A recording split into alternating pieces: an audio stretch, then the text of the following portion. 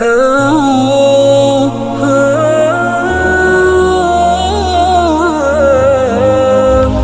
دفعہ کا ذکر ہے کہ خراسان کا ایک مشہور فقیہ بغداد آیا تو خلیفہ ہارون رشید کو بھی اس سے ملاقات کا شوق پیدا ہوا، تو اس نے اسے دربار میں بلایا، گرم جوشی سے اس کا خیر مقدم کیا اور بڑی قدر و منزلت کے ساتھ اپنے پاس بٹھایا۔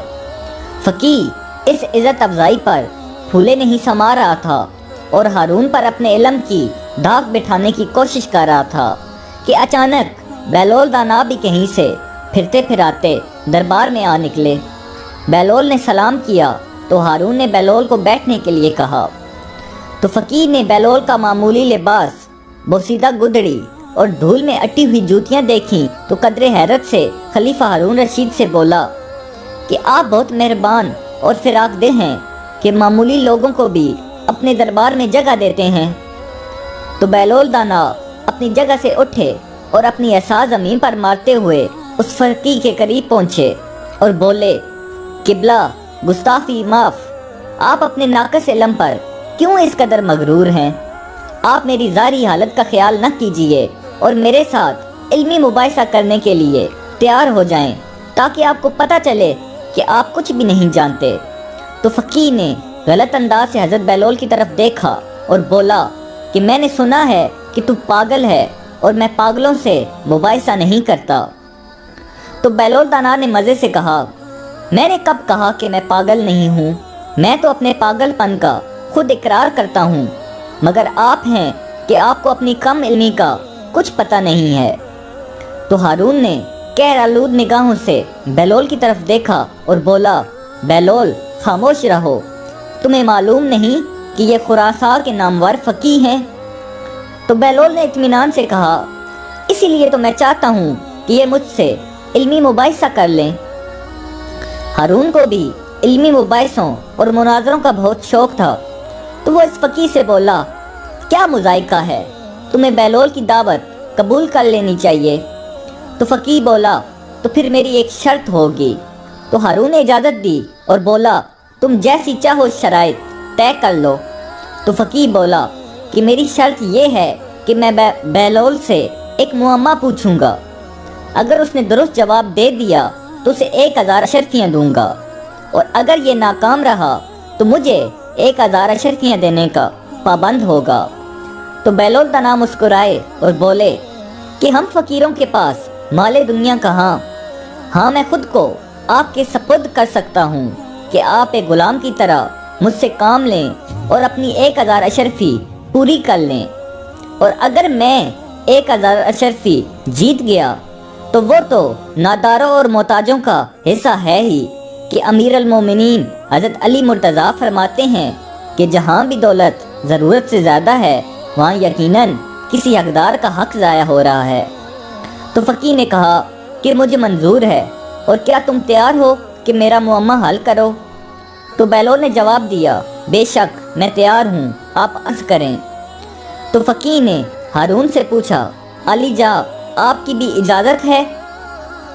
تو ہارون نے شاہی انداز سے کہا کہ اجازت ہے۔ تو فقیہ نے اپنا معمہ پیش کیا کہ ایک گھر میں ایک عورت اپنے شرعی شوہر کے ساتھ بیٹھی ہے، اسی گھر میں ایک شخص نماز پڑھ رہا ہے اور دوسرا روزے سے ہے۔ اچانک دروازے پر دستک ہوتی ہے اور ایک ایسا شخص اندر داخل ہوا کہ جس کے آ جانے سے شوہر اور بیوی ایک دوسرے پر حرام ہو گئے، نماز پڑھنے والوں کی نماز باطل ہو گئی اور روزے دار کا روزہ بھی باطل ہو گیا۔ تو کیا تم بتا سکتے ہو کہ باہر سے آنے والا شخص کون ہے؟ تو دربار میں سناٹا چھا گیا اور لوگ ایک دوسرے کا منہ تکنے لگے۔ تو بہلول دانا نے جلدی سے کہا کہ گھر میں داخل ہونے والا شخص اس عورت کا پہلا شوہر ہے جو سفر پر گیا ہوا تھا، جس کے بارے میں یہ خبر ملی تھی کہ دوران سفر انتقال کر گیا ہے۔ اس عورت نے حاکم شرع کی اجازت سے اسی مرد سے عقد کر لیا تھا جو اس کے برابر میں بیٹھا ہوا تھا۔ انہوں نے 2 مردوں کو اجرت دی تھی کہ وہ مرحوم شوہر کی قضا نمازیں ادا کریں اور روزے رکھیں۔ اسی اثناء میں پہلا شوہر سفر سے واپس آ گیا، کیونکہ اس کی موت کی خبر غلط تھی، چنانچہ اس کے آتے ہی دوسرا شور اس عورت پر حرام ہو گیا۔ ان دو مردوں کی نماز اور روزے باطل ہو گئے جو شور کو مردہ سمجھ کر اس کے لیے پڑی اور رکھے جا رہے تھے۔ تو ہارون نے تعریف کرتے ہوئے کہا کہ مرحبا مرحبا، بہت خوب بیلول، بعض اوقات تو تمہاری دیوانگی فرزانوں کو بھی مات دے دیتی ہے۔ باقی وزیر اور امیر بھی داد تحسین دینے لگے۔ شور کچھ کم ہوا تو بیلول دانا کہنے لگے، کیا عالی جا کی اجازت ہے کہ میں بھی حضرت فقیہ سے ایک سوال کروں؟ تو ہارون نے کہا کہ اجازت ہے۔ تو بیلول دانا نے فقیہ سے پوچھا، کیا آپ تیار ہیں؟ تو فقیہ نے ناک چڑھا کر کہا، ضرور پوچھو۔ تو بیلول دانا بولے کہ فرض کریں کہ ہمارے پاس ایک مٹکا شیرہ اور ایک مٹکا سرکہ موجود ہے، ہم اس سے سکنجبین تیار کرنے کے لیے ایک پیالہ سرکہ اور ایک پیالہ شیرہ مٹکوں میں سے نکالتے ہیں اور دونوں کو کسی برتن میں ملا دیتے ہیں۔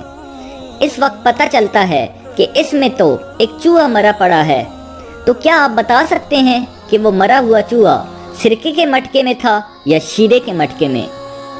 ہارون محفوظ ہوا اور اہل دربار بھی مسکرائے۔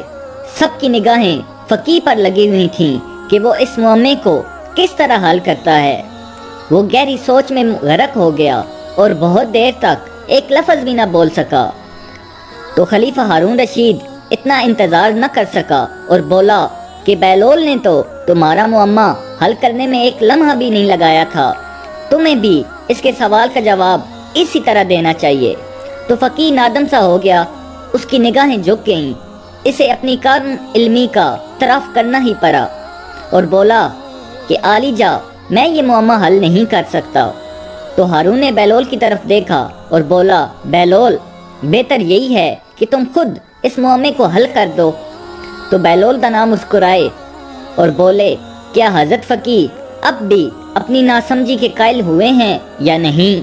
تو فقیہ بولا کہ بیلول، تم نے مجھے احساس دلا دیا ہے کہ علم کی کوئی حد نہیں، کسی کی ظاہری حالت کو دیکھ کر اسے کم تر خیال نہیں کرنا چاہیے۔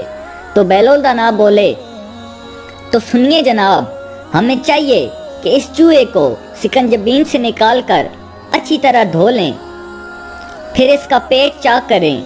اگر اس کے پیٹ میں سرکہ ہوا تو سمجھیں کہ وہ سرکے کے مٹکے میں تھا، اور اگر شیرہ ہوا تو پھر اس نے شیرے میں ڈبکی لگا کر جان دی ہے، لہذا جو کچھ بھی اس کے پیٹ میں ہوا اس شے کے مٹکے کو ضائع کر دینا چاہیے۔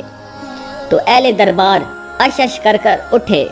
ہارون بھی بہت محفوظ ہوا، اس نے بیلول کو آفرین کہی۔ فقیہ نے سر جھکایا اور 1000 اشرفی اس کے سامنے ڈھیر کر دیں۔ تو بیلول دانا نے تمام اشرفیاں سمیٹ کر اپنی جھولی میں ڈالیں اور محل سے باہر نکلتے ہی ضرورت مندوں میں بانٹنے لگے۔ جب وہ اپنے بسیرے پر پہنچے تو ان کی جھولی